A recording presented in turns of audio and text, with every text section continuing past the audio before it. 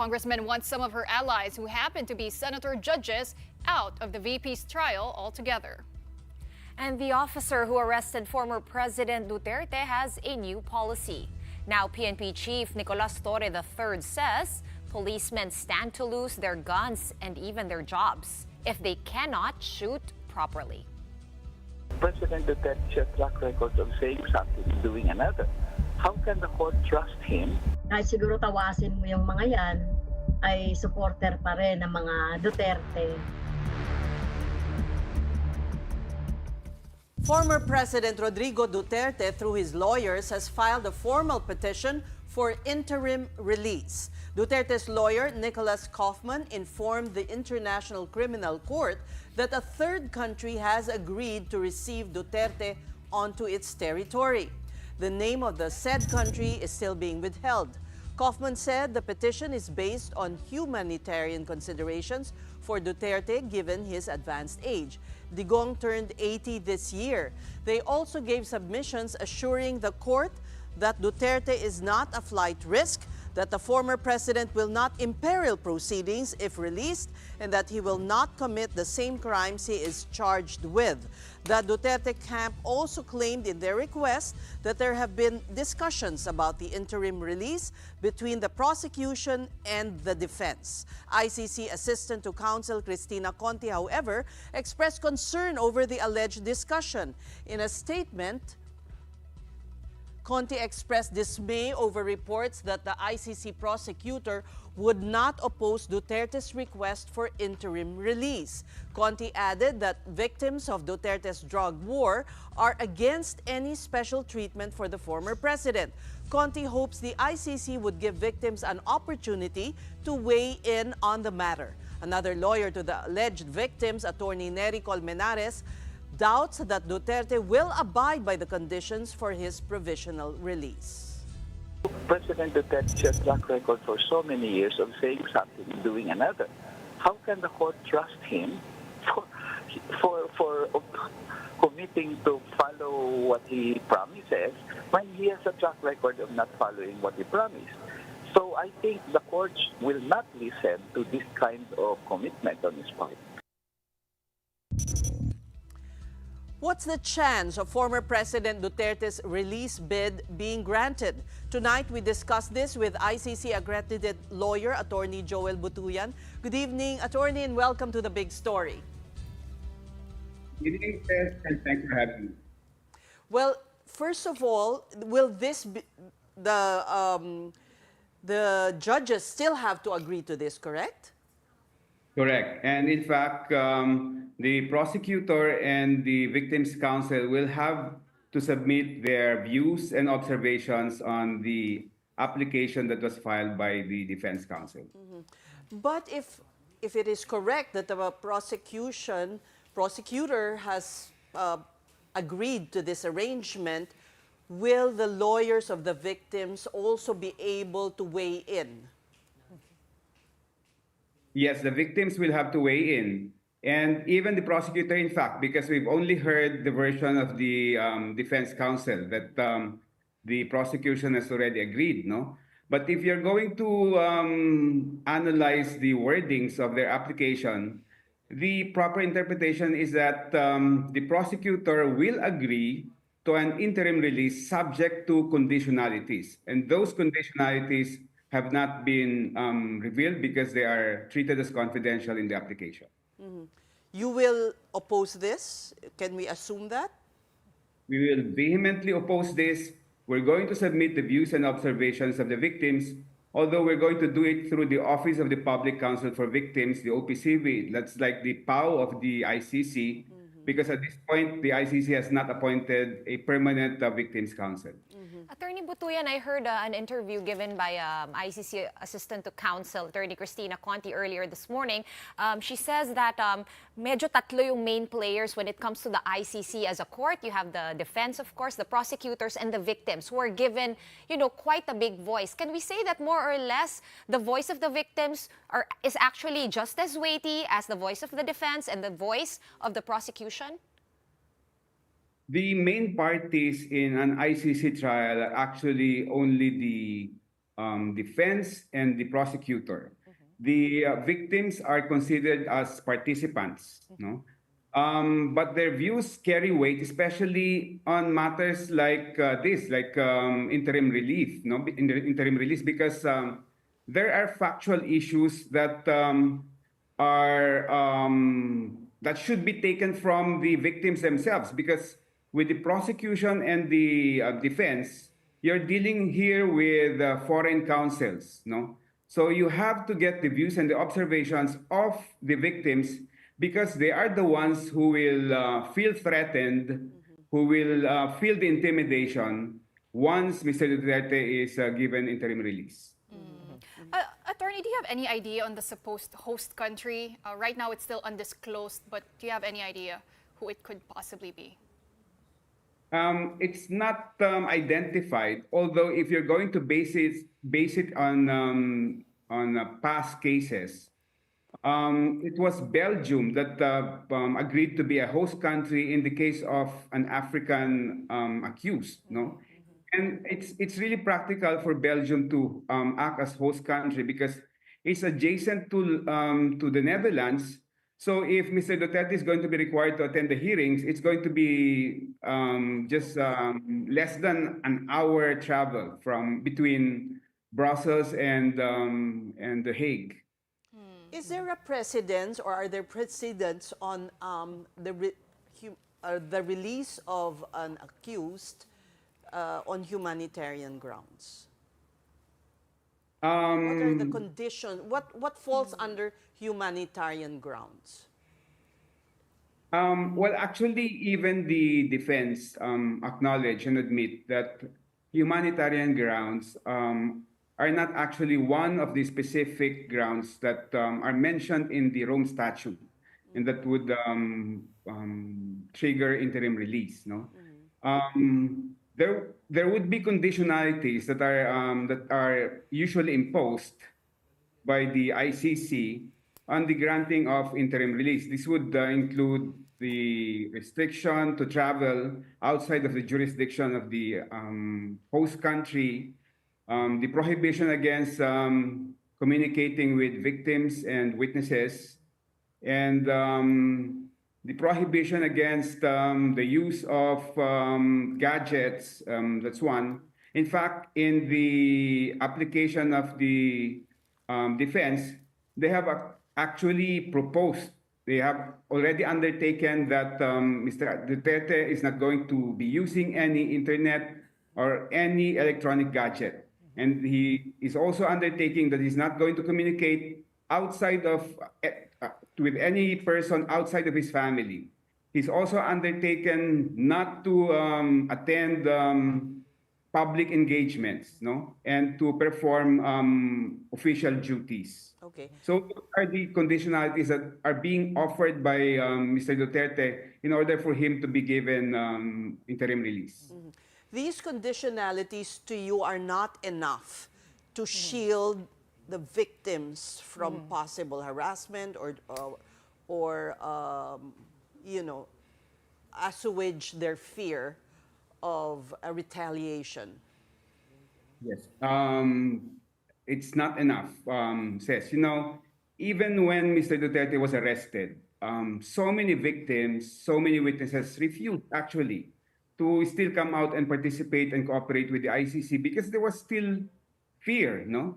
There was still paralyzing fear in them. Now, if you're going to release Mr. Duterte, more so that they're not going to be participating in the ICC processes, no? We have here a person who does not recognize the jurisdiction of the ICC. From the very beginning, he withdrew our country's membership in the ICC.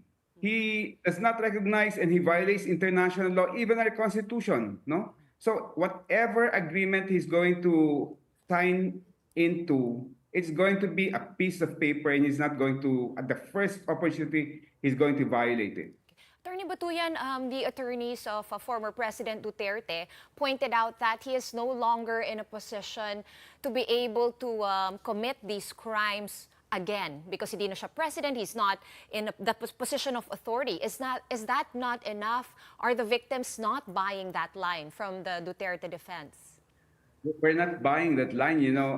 Just last November, he appeared in the Quadcom hearings in the lower house in Congress. And he said that if he's going to be elected as mayor, he's going to double the casualties, no, in a renewed drug war. So this person, and besides his followers, we see what they've been doing. No, they engage in rallies almost every day in The Hague, and their battle cry is to bring back Mr. Duterte to the Philippines, even Mr. Duterte's family. That's the objective. They filed a case in the Supreme Court, and in their rallies that they go to and attend, that's the battle cry is to bring back Mr. Duterte. So do you think the fact that he actually ran for mayor and won could actually be detrimental to this bid for interim release? It is, no? It is.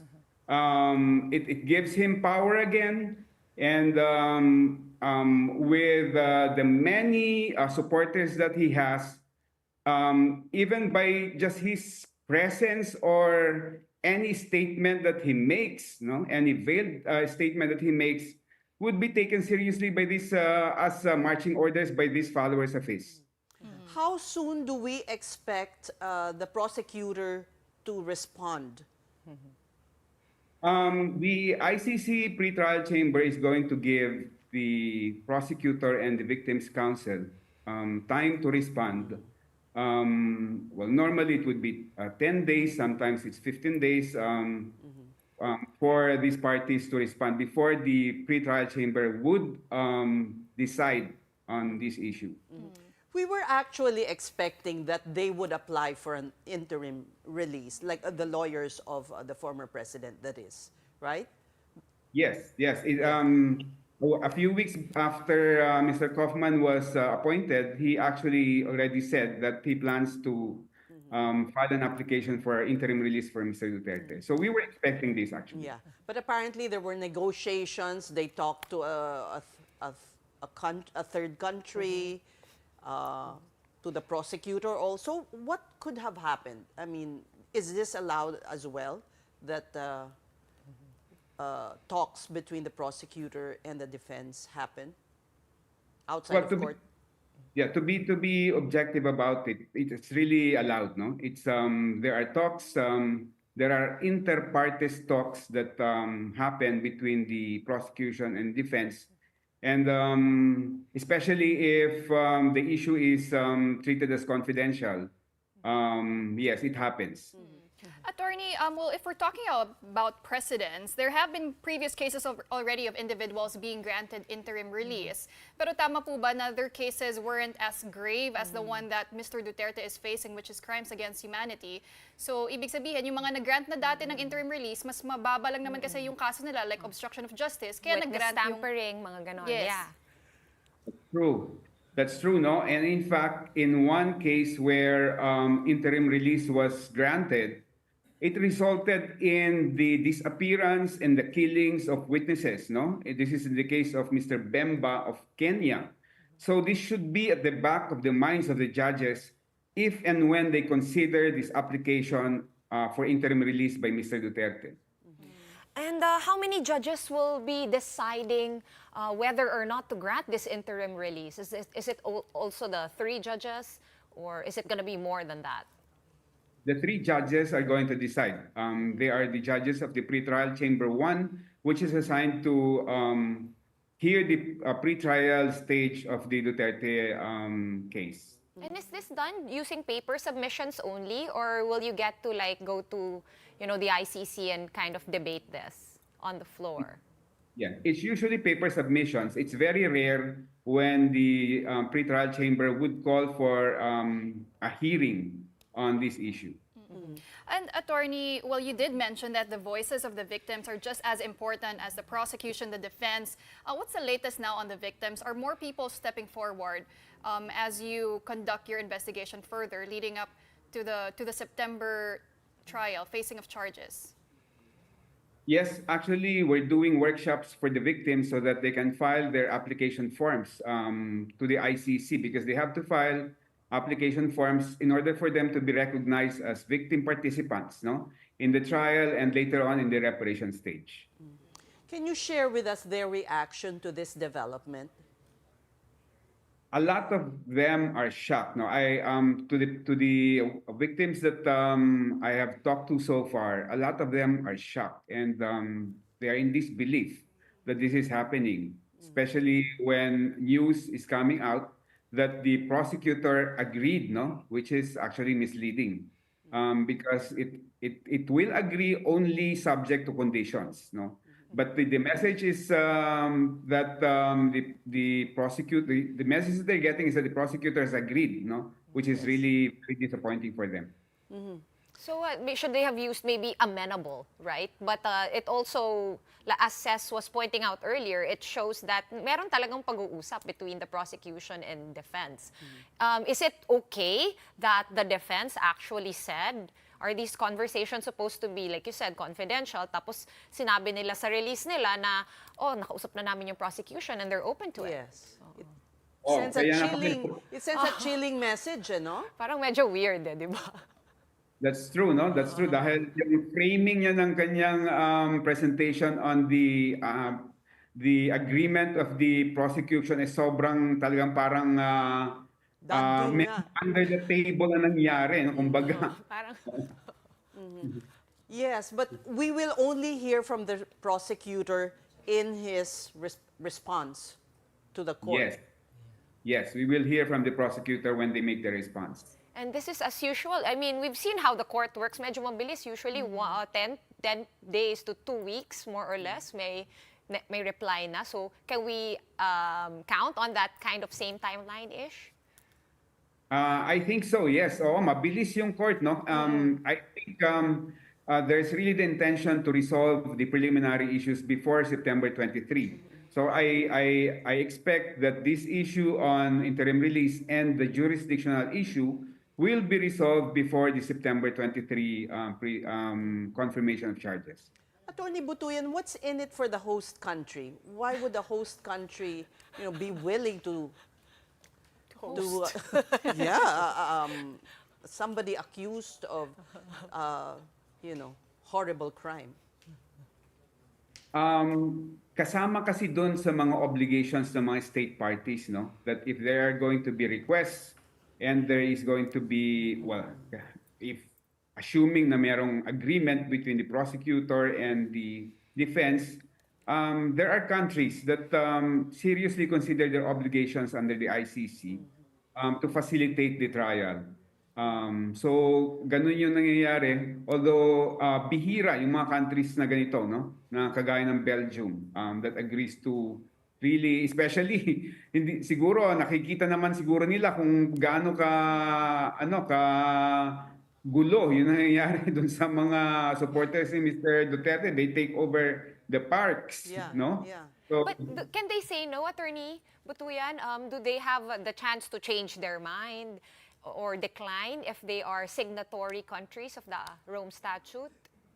yes, they can say no, actually. And in fact, when the ICC judges will impose conditions, they still have the right to say no, na hindi namin po pwedeng gawin yung obligasyon na yan o hindi namin kaya yung obligasyon na yan. They can still say that. All right. Well, abangan ang susunod na kabanata. This is another Duterte in the news. Thank you so much for your time, Attorney Joel Butuyan. Marami pong salamat. Thank you. Now, in related news, Senator Robin Padilla is floating the idea of a Sara Duterte-Amy Marcos tandem in 2028. Padilla did not even try to be subtle about it. He even offered to stand as a frontliner in the campaign for the vice president and senator on Thursday. And here's the #1 senator in the 2022 elections during the Philippine Independence Day celebrations in Kuala Lumpur, Malaysia, which he, Marcos, and Duterte attended. Gusto ko muna pong magbigay pugay, unang-una sa susunod na Pangulo ng Pilipinas, Inday Sara Duterte. Ito po ay aking sinasaluduhan din. Ito pong pangalawang pinuno namin. Gusto ko pong magpugay kay Amy Marcos, Senator Amy Marcos. si Robin Padilla hindi politiko. Si Robin Padilla, sa 2028, campaign manager ako ni Inday Sara Duterte at ni Jaime Marcos. At siyempre, ang mga senador nila, Doc Mata, Jimmy Bondok, Atty. Hillo, at kung sino pa ang pipiliin nila. But for another staunch Duterte ally, former presidential legal counsel Sal Panelo, a better tandem for 2028 would be Sara and Robin. Panelo said he has lost all trust in the presidential sister after what President Bongbong Marcos did to the Dutertes. This year, Sara was impeached by the House of Representatives for high crimes, while Digong was arrested by the ICC for crimes against humanity. Mas maganda siguro, Sara Robin Padilla. Yung Jaime, wala eh. Balat kayo yun, kaya hindi ako nagtitiwala doon. Maraming hindi nagtitiwala doon. Balat kayo kasi masyado yun. Meanwhile, Senator judges fraternizing with the subject of the impeachment has several people up in arms. They ask, whatever happened to delicadeza with what's perceived as some legislators' blatant disregard of standards of conduct? Marian Enriquez has the story. Kahit siguro tawasin mo yung mga yan, ay supporter pa rin ng mga Duterte. Kaya dapat ay mag-inhibit sila, no, as senator judge. Congresswoman Franz Castro can't hide her dismay upon seeing Senator Judges Robin Padilla and Jaime Marcos with Vice President Sara Duterte, who was impeached by the House of Representatives back in February. In Malaysia, Duterte even jokingly said that she's holding the presidential sister hostage until her father Digong is brought home to the Philippines from ICC detention. Castro's party mate, incoming Congressman Antonio Tino, is as horrified by the behavior of Marcos and Padilla and other senators known to be allies of the Dutertes. Pinapakita, pinangangalandakan sa publiko na wala silang pakialam sa impartiality. Wala tayong ilusyon na mag-i-inhibit ang dalawang yan o yung mga senators na openly supportive kay Vice President Sara Duterte. Even Malacanang has something to say on the alleged bias being shown by the two senators who tagged along the VP's Kuala Lumpur trip. Dapat hindi bias. Sa ngayon po, harap-harapang ipinapakita ang biases. Sana po igalang nila ang taong bayan at magpakita naman ng konting kahihiyan. Because of these so-called unprecedented actions, House prosecutors are reportedly considering the filing of a motion that will call for senator judges deemed partial to VP Sara to inhibit from the impeachment trial. They are also planning to discuss legal remedies they might pursue before or after the 20th Congress convenes. Congressman Arnon Panaligan, one of the House prosecutors, admits, though, this might be difficult to prove. That's because the Senate has not conducted any trial yet, although the chamber has already convened as an impeachment court. For now, the lower chamber's motion for clarification stands, deferring acceptance of the remanded articles of impeachment from the Senate. Meanwhile, other lawmakers believe the upcoming Congress no longer has to issue certification if Duterte's trial will be carried over. The Senate impeachment court has included this provision when they returned Sara's articles of impeachment to the House. The articles of impeachment itself is already the certification that they need. And that based on the jurisprudence and actual practice that we have, the articles of impeachment enjoy presumption of regularity unless there is evidence that should have been presented not by the judges themselves, but presented by the defense lawyers. So we're actually asking kaninong senador ba sila? Senador ng mga Duterte? Senador ng bawat Pilipino?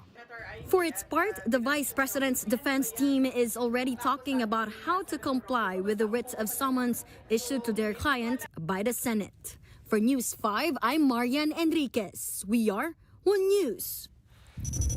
We're just going to take a quick break, but coming up, a returning senator is calling out the upper chamber's move to return Vice President Sara Duterte's impeachment complaints to the House of Representatives. We have the details when the big story returns. Keep it here.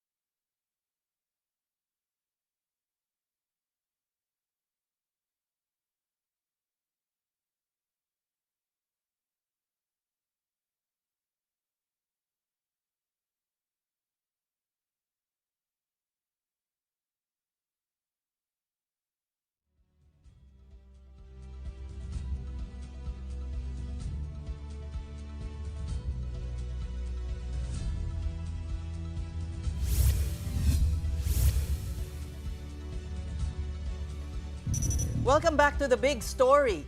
For Senator-elect Tito Soto, the Senate's decision to remand the articles of impeachment against Vice President Sara Duterte to the House of Representatives is flawed. Soto, who was a former Senate president, says this cannot be done on a mere motion raised by a senator judge. He emphasized that only defense or prosecution counsels can file such motions. Ang motion ng mga judges is for issues lang for clarification. Ganun lang. Hindi come up with a resolution na without hearing the trial or inquiry yet, without listening to the defense or listening to the prosecution first. That is not a practice as an impeachment judge. Hindi ginagawa yun. Soto said it was the late Senator Miriam Defensor Santiago who said senator judges are not allowed to make motions and may only ask for clarifications during an impeachment trial. He also urged senators to study the actions of the senator judges during previous impeachment trials first before making any statements or motions. This includes knowing why senator judges are required to wear their traditional impeachment robe, considered a symbol of authority and impartiality. Soto also rejected Senate President Francis Escudero's stand that the rules do not prohibit the remanding of the case back to the House of Representatives. Soto argued that even if the said act is not in the rules, it is not allowed. Impeachment Court spokesperson Attorney Reginald Tongol, however, said that though unique, remanding the articles is not unconstitutional. One of the powers, inherent powers of any court is to look into the face of the document, the complaint itself, and see if there are defects in that document. At dito ni-raise ng isang senator judge na merong depekto, maaaring merong depekto, at sabi ng korte, o tingnan natin, hingin natin sa kanila para makomply nila kung ano man yung sinasabi mong depekto at kung makocomply ba yun ng House. And to weigh in on the latest developments on VP Sara's impeachment complaint, we're joined by ACT Teachers Party List Representative-elect Antonio Tino. Good evening to you and welcome to the big story. Hi, good evening, Ces, Sean, and Pauline. Good evening to the viewers. We listened to you earlier saying that the action of some of the senator judges were immoral and bound to lead to a recusal. But is there any process where you can get a senator judge not to render a judgment? Or is it just, it is a personal decision left to them? Yes, unfortunately, recusing oneself or inhibiting is a purely voluntary act, apparently, on the part of the senator judges. So, in the end, it's really the personal decision of the senators whether or not they will inhibit themselves. So even though we have such blatant displays of partiality, hindi naman po tinatago nung Duterte block ng mga senators, and by that we mean Senator Bato, Bongo, Senator Amy, and Senator Robin at the least, no, yung minimum.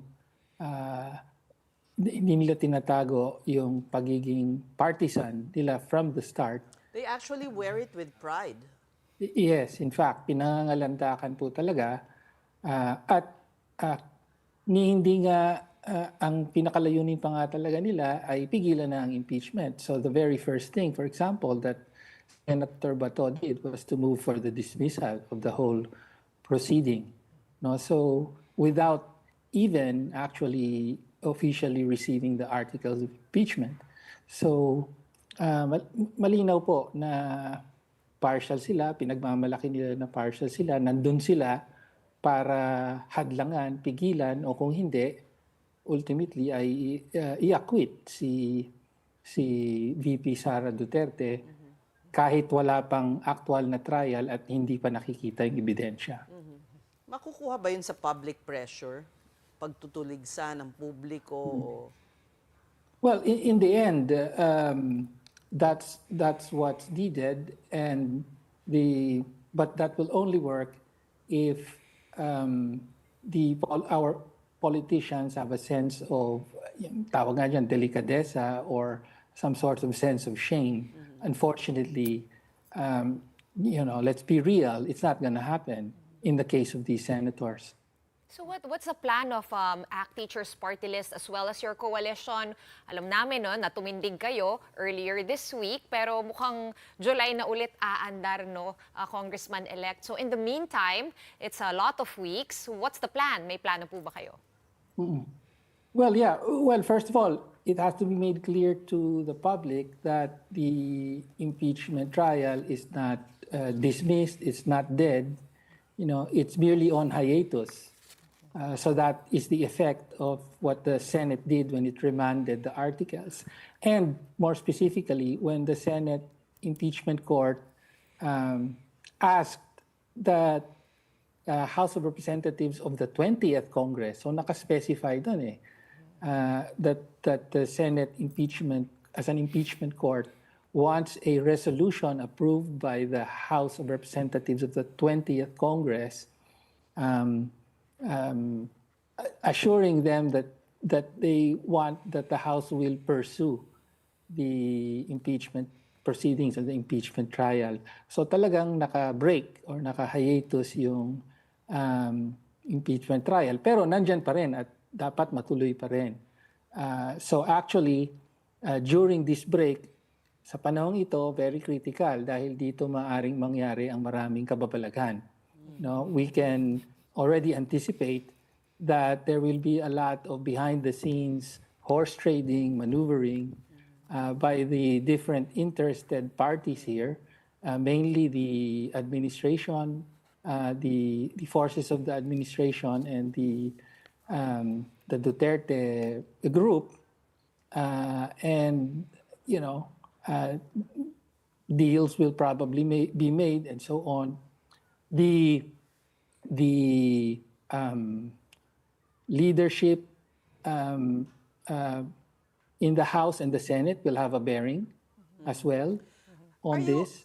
What is your take on the House leadership? Do you think that Speaker Romualdez will still continue his hold because on the position? Because that's one thing that they seem to be implying. Baka ayaw na nila. Baka naman merong magkukudya, may ibang numero, and render, and indicate that they're no longer interested in pursuing the impeachment case. Well, the way the Senate impeachment court posed the question to the House seems to imply that, no? That, well, do they know something you don't or we don't?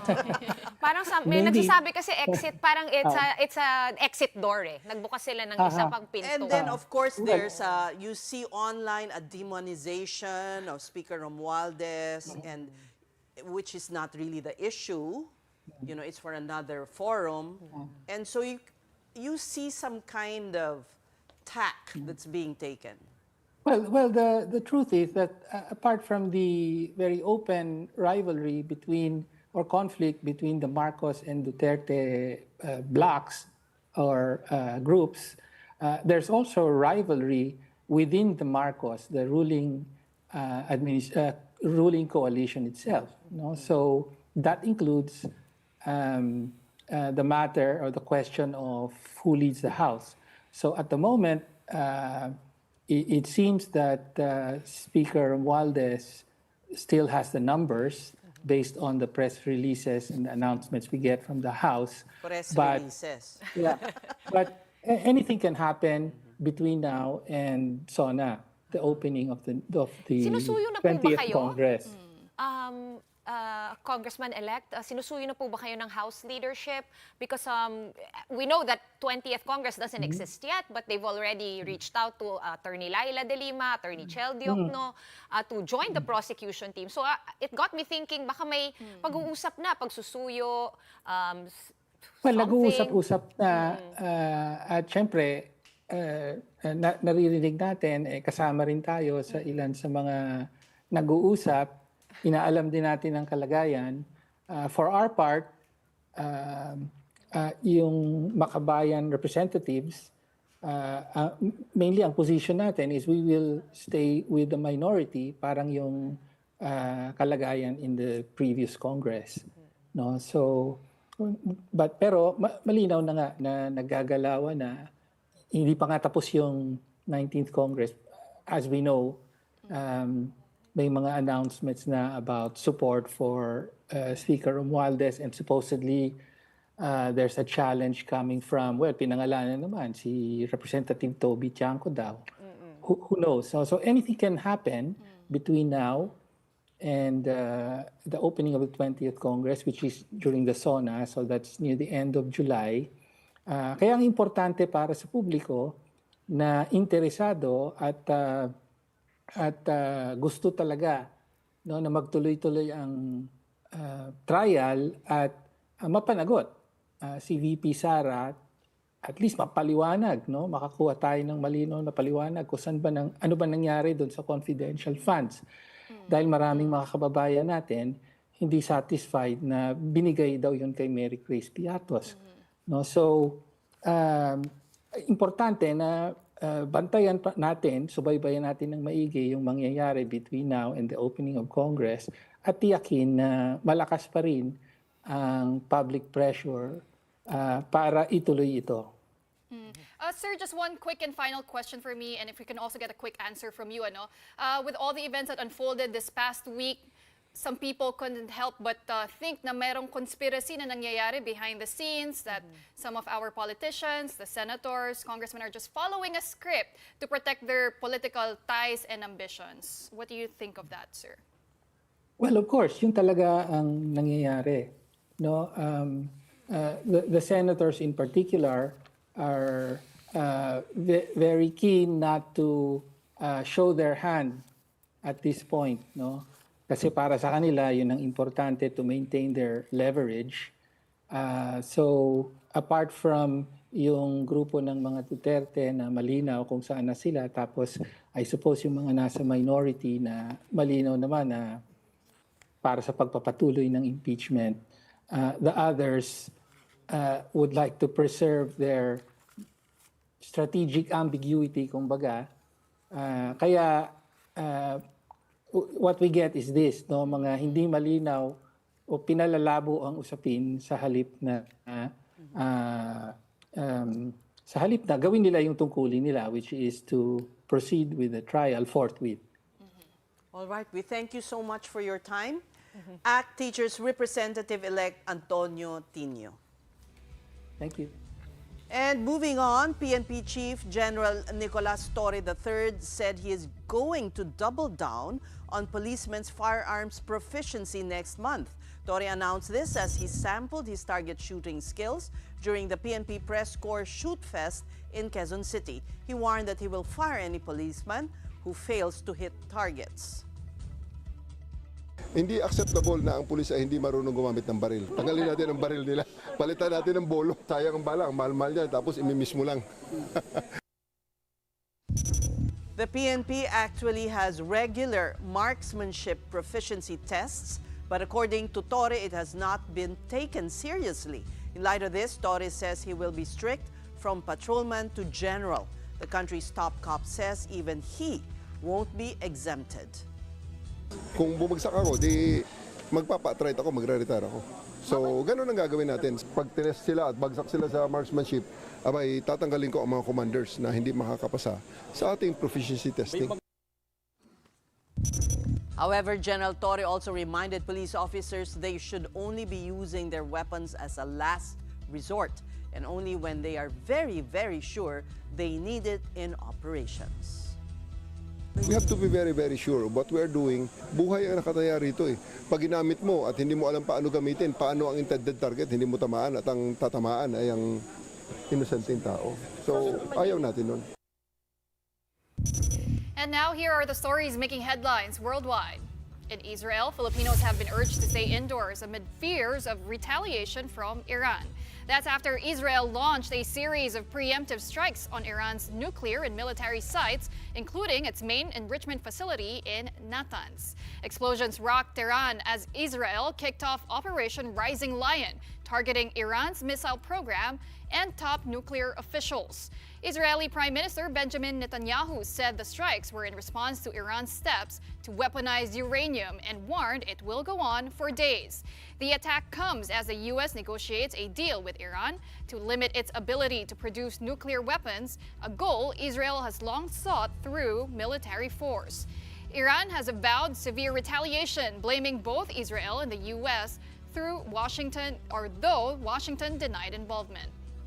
Moving on to the United States, where an appeals court has temporarily blocked a federal judge's order directing President Donald Trump to return control of the National Guard troops to the state of California. This is after their deployment during immigration raid protests in Los Angeles. The 9th U.S. Circuit Court of Appeals issued the temporary block just hours before the order was supposed to take effect and will hold a hearing on Tuesday. Earlier, U.S. District Judge Charles Breyer called the deployment illegal, citing 10th Amendment violations and overreach of Trump's authority. For his part, California Governor Gavin Newsom, who sought the order, praised and called the ruling a quote-unquote test of democracy. And in India, only one passenger survived the crash of Air India flight AI-171, which claimed at least 241 lives. The survivor is a 40-year-old British national of Indian origin who jumped from his seat to an emergency exit. The flight bound for London went down shortly after takeoff from Ahmedabad, crashing into a hospital complex and student hostel. This marks India's deadliest aviation disaster since 1996 and its first plane crash since 2020. Indian Prime Minister Narendra Modi called the disaster quote-unquote heartbreaking beyond words. Meantime, President Bongbong Marcos extended condolences to India, saying Filipinos stand in solidarity and grieve with the victims' families. Let's hit the pause button on disasters for a bit. When we return, we will be talking about triumphs, including that of Filipino mountaineer Geno Panganibans, who just conquered Mount Everest. Keep it here on One News.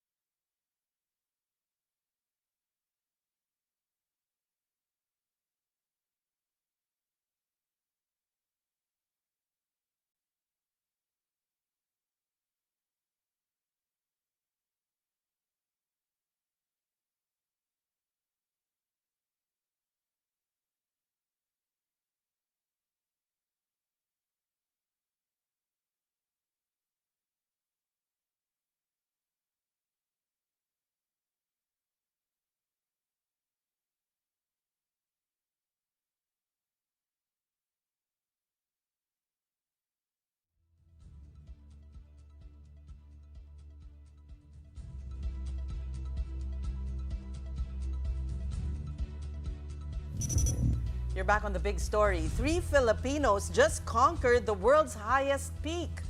Rick Rabe, Geno Panganiban, and Miguel Mapalad have now joined the ranks of Filipino mountaineers who have reached the summit of Mount Everest. Rabe, a Cotabato native, made the ascent first, followed by Panganiban and Mapalad, who are both part of the Philippine 14 Peaks expedition team. This feat comes, 19 years after the first Filipino climbers reached the Everest's peak. And to share his experience firsthand, joining us now live is Geno Panganiban. Good evening, welcome to The Big Story. Lahat kami humahanga sa'yo. Good evening and thanks for having me here. Thank you so much. You shared with us that those shoes you're wearing Yes. have actually stepped on up to what Base part of camp? the mountain? From start to Everest Base Camp and back. Wow. They Okay, may survived. They survived. But you survived. Yes. And what we're seeing as a parang tan on your face are actually Ito po frostbite yung ba yan? sunburn and windburn and ito na yung mark nung oxygen mask ko. Ito yung kita niyo yung lines. Ngayon medyo nagre-recover na siya. May advice mo ba for an avid climber to even attempt to do what you did? How hard was it really? If you're an avid climber, I think that's the next big thing for you. So you would want to climb Mount Everest, no? I mean, meron sa kanila nag-start from Everest Base Camp, then nagtatry ng ibang high altitude peaks. Of course, papangarapin niya din umakyat ng Mount Everest. Bata ka pa, nagawa mo na. So what's there to achieve now? For next namin, I guess we should try the second highest naman. At least you already conquered Mount Everest. Yes. Lahat ng iba kaya mo na, di ba? But Jenna, tell us, Lahat papaghandaan pa rin. papaghandaan pa rin. Tell us what you saw at the summit of Mount Everest. Because only a few people can say that they saw, the curvature of the earth. Yes, yes. So, for me, when I summited Mount Everest, it's a feeling that I couldn't compare to any other feeling or any other mountain. Kasi Mount Everest, yan na talaga ang pinakamataas na bundok. Wala na talagang mas tataas sa kanya. So, habang packet ako, nakita ko na it's the best sunrise ever. Really? Nasa taas na ako ng clouds, nasa taas na ako ng mga bundok. Di ba, nakita ko na bilog ang mundo. Yung curvature ng mundo, napakaganda talaga. Sobrang lapit mo na Nakikita sa yun? sun. Okay, Yes. paano? Pakidescribe. Oo nga, paano? So, curvature ng mundo. nakita mo yung ganun niya. Parang Yung arc. talagang gano'n. Yes, the arc. So, Oh. why? So, ano You pa were kain? closer to the sun than you were to, di ba, ng sea level. Kaya nga, Yes. kaya nga kaya umitim ka, no? Sobrang umitim. Grabe. What did you discover about yourself while, when you achieved this? Na-discover ko na I'm more that I am capable of. That I think that I'm capable of. Na kaya ko pala gawin yung mga ganong klaseng bagay. No? Sa una kasi magsisimula yan, susugal muna ako eh. Pangarapin ko, susugal ako. Pero nung narating ko, kaya ko pala. Diba? Yun. Backtrack tayo ng konti, Yes, Geno. ma'am. How did you get into climbing to begin with? And how long have you been doing it? Kasi nasa murang edad, natapos mo na yung Mount Everest, which is like, So, backtrack, I started hiking here sa Philippines when I was in third year college. Okay. That was 2016. And I was just It was like 10 years ago, 9 years ago. Yes. Yung nakita ko kasi yung classmates ko, ang ganda ng mga picture nila sa Facebook and Instagram. Then that got me Pang envious. Instagram pala. Yung pala yung simula. Kasi ano lang ako noon eh, mahilig lang ako mag-computer. So, Indoor activities. indoor activities. Pero naging envious ako ng onte, pero mas naging curious ako na ano ba kaya yung outdoors? Oh, I think this is a message to the youth na mga Kaya, nakatutok yun. lang sa telepono at So, computer. na-curious ako, ano ba yung pamumundok, ano ba yung hiking, ano ba yung outdoors na sinasabi nila. Then, ayun, doon ako nag-start. That was at Mount Talamitam, Nasugbu, Batangas. Yes. So, Okay, medyo doable yun, no? For a casual hiker. Kahit sino. Kahit sino Kahit kaya. tayo kaya yun. Oo, kaya kaya. natin. Pero nung mga time na yun, wala kasi nag-guide sa akin eh. So, it was hellish experience for me. Kasi, naka-sleeveless ako. Tapos, Hindi ka prepared. Hindi Wala kang talaga gear. Wala akong gear. Hindi ko naman alam, naka-good morning towel pa ako. So, hindi ko talaga alam. So, pero, after nun, kahit nag-struggle ako, nakapag-summit ako and I said to myself na, wow, ito pala yung feeling na Adik ka. Sobrang na. Actually, it took me 5 more hikes pa siguro bago ako ma-addict. Buti hindi ka Try lang ng na-dissuade, try. ano? Yes. Itong kasama mo, no? So, tatlo kayo. Yes. You're with Rick and Miguel. Yes. Barkada ba talaga kayo? Climbing barkada mo ba talaga yon? Or are these professional climbers that, you went with? Si Rick, nasa ibang expedition team kasi siya, pero he often visits us sa aming camp ni Miguel. And I know na umakyat na siya sa Swiss Alps, so alam kong kakayanin niya yung Mount Everest. No? And nakakabilib kasi Rick's, parang 51 years old na ata. So nakakabilib si Kuya Rick. And si Miguel naman, isa sa mga pioneer na sa Philippine mountaineering. And naging mentor ko na din siya. When you pushed for the summit, Jeno, at one point, nagkaroon ka ba ng doubt? Na parang, Yeah, did you ever want oo, to give na up? mag-quit ka na, ang hirap pala nito, U-turn hindi ko kaya. na. Yes, Meron good question. Maraming signs na pwede na akong bumalik eh. Pero hindi Like kami what? pwede What signs were those? Yung naging mas extreme yung weather. Nakita na kami ng dead bodies, yung gutom, yung sipon, yung Gutom? Yes, yung uhaw. Gutom ang concern eh. Kasi wala kaming Uhaw din? Uhaw din kasi for more than 1 month snow water lang iniinom namin and nakakasawa inumin. Hindi siya as pleasant as mineral water. Hindi Hindi siya lasang malinis. Hindi siya lasang malinis. So, naging limited na yung sources namin doon. Okay, but what kept you going? Pinaghandaan namin to eh. Sobrang driven kami ng passion namin eh. Yung goal namin to bring Philippines back to the picture na. Kasi yung sinabi nyo nga po kanina, almost 2 decades na walang Filipino na nakakakit ng Mount Everest. And dapat natin patunayan na Filipinos can scale these mountains na kahit tayo, from the tropics, we live in sea level, kaya natin umakyat sa high altitude. I think Miss Cess is gonna like this because when Jeno climbed up, actually hindi niya iniwan yung Philippine flag, tama ba? Kasi ayaw mo na daw mag-contribute sa waste, sa basura doon sa top of the mountain. Yes. Because he's also an advocate for sustainability. Yes. Kasi yung... So, hindi mo siya iniwan doon. I love nature. You will be a person who wants to be sustainable, to Yes. lead a sustainable life. Yes, kasi sabi nila doon, almost 2 tons na yung garbage sa taas. 2 tons? Yes. Natapunan na lang ng snow, then nag-harden na. So, yung majority ng waste, hindi na maibaba. So, dapat, hindi lang basta climber. We should be responsible climbers as well. Yeah. Protect the environment of the mountains you are climbing. Yes, May yes. nakita ka na bukod doon, ano pang impact ng, alam mo yon, hindi conscious na mga tao? Human waste. Yes. So, maraming umaabuso lang. Hindi Ano ba yung protocol doon Oo sa nga, human anong waste? protocol? Sa base camp, Dala-dala mo ba sa backpack? Or who? sa base camp, meron po kaming toilet tent and may drum kami. So, nabababa siya sa baba. Sa taas naman, meron kaming poo bag. Okay. I knew it. So you put it in your backpack Yes. nga. Yes. Sa mga Oh no? my gosh. What a thought, right? Not Pero for the faint of dapat heart. talaga ganun eh. Yes. Pero last question from me, Yes, Jeno. ma'am. Tinanong ko na to sa kanya kanina eh. Doon sa mga hindi pa kaya mag-Everest dahil hindi siya joke, dito sa Philippines, ano yung favorite peak mo na na-climb mo na? Ang favorite peak ko ay Mount Giting-Giting sa Sibuyan, Romblon. No? Ano siya eh, complete package siya eh. May forest, may rock, di ba? Tapos, meron siyang sawtooth na face. And ang ganda ng mga beaches. Kaya namin yon. Basta papagandaan at dahan-dahan lang. Yeah.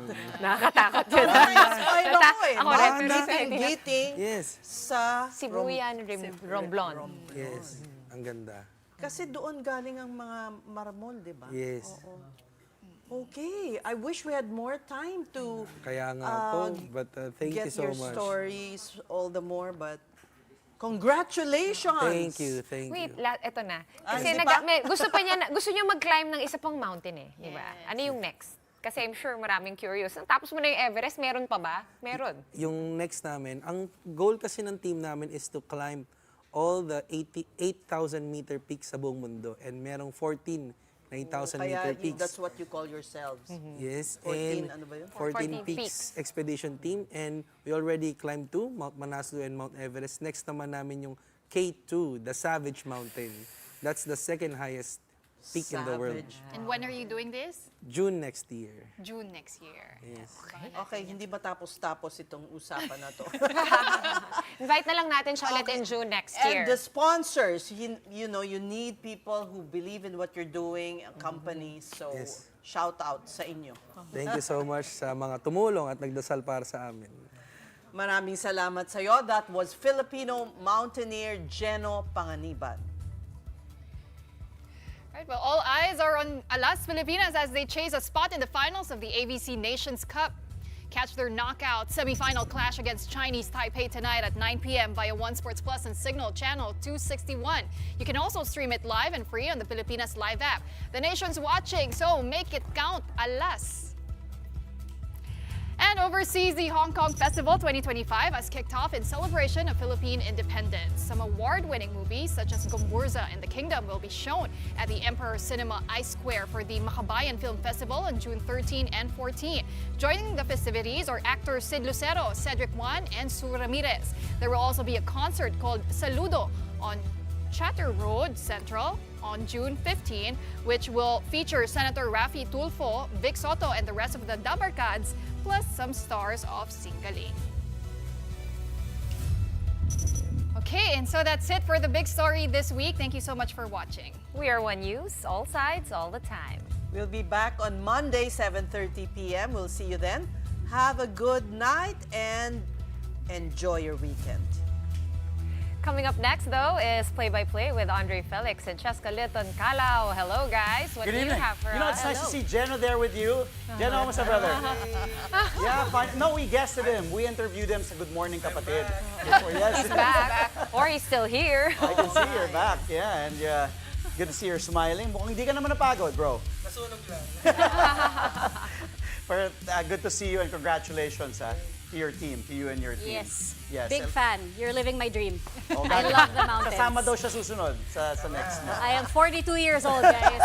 Oy, June pa naman, Cheska. You have 1 year. We have Mount Giting. No. Doon na lang tayo, check. Gawa tayong plano. Yeah, so si Geno na bahala sa atin dyan. Diba, Geno? Talaga? Oh, let's do it. Oo, why not, diba? Yung mga challenges natin, lumilevel Oy, up, senior na ako Hindi na mahalata. Ay, ayan. Yeah. Thank you once again, Geno, and thank you to the ladies of the big story. Have a great weekend, says to Sean and to Pauline. On our show tonight, we've got the Indiana Pacers and the Oklahoma City Thunder looking ahead to Game 4 of the NBA Finals, plus updates on Alas Pilipinas men and women. And we also have the latest on Filipina tennis star Alex Ayala as she plays in the